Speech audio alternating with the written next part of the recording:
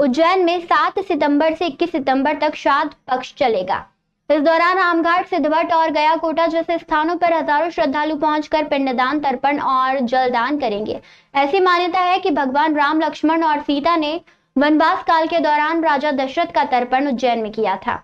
यह भी माना जाता है कि माता पार्वती ने सिद्धवट पर वट वृक्ष लगाया था। इस वट वृक्ष पर दूध चढ़ाने की परंपरा आज भी निभाई जाती है। मोक्षदायिनी शिप्रा नदी में तर्पण करने से पितरों को मोक्ष की प्राप्ति होती है। देश विदेश से श्रद्धालु अपने पितरों की आत्मा की शांति के लिए तर्पण और श्राद्ध क्रम करने उज्जैन के सिद्धवट घाट पर पहुंच रहे हैं। श्रद्धालु गयाकोटा, रामघाट और सिद्धवट जैसे पवित्र स्थानों पर पिंडदान व तर्पण कर रहे हैं।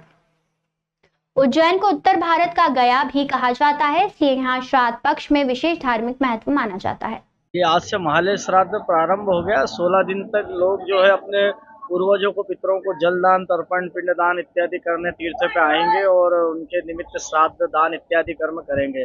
उज्जैन की एक बहुत बड़ी पुरानी परंपरा मानी गई है कि यहाँ उज्जैन तीर्थ में पितरों से संबंधित कर्म करने का बहुत बड़ा महत्व माना गया है। भारत के सब तीर्थों का फल उज्जैन के में करने से 1 तिल बराबर ज्यादा प्राप्त होता है। और उज्जैन में जो है रामघाट के अलावा गया तीर्थ है, सिद्धवट है, ऐसे 3 जगह पर पितृ कर्म करने का विधान बताया गया है।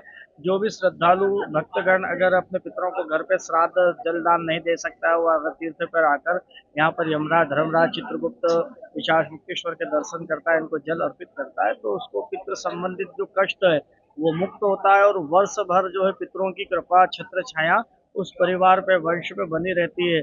पितृ के ही कारण से ही, उनके आशीर्वाद से घर में शुभ मंगल कार्य की प्राप्ति होती है और घर में कई प्रकार के कष्ट, रोग दोष, व्याधि पीड़ा निवारण होते हैं।